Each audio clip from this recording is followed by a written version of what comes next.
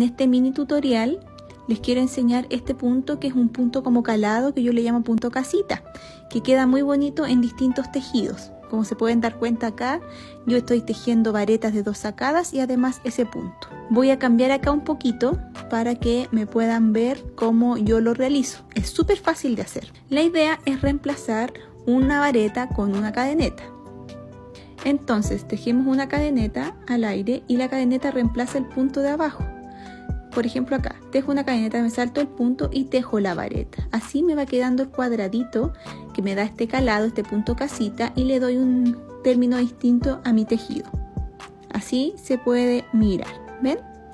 Es súper fácil de hacer. Lo importante es que las cadenetas que uno haga para darle el espacio al tejido se correspondan con el punto que va abajo.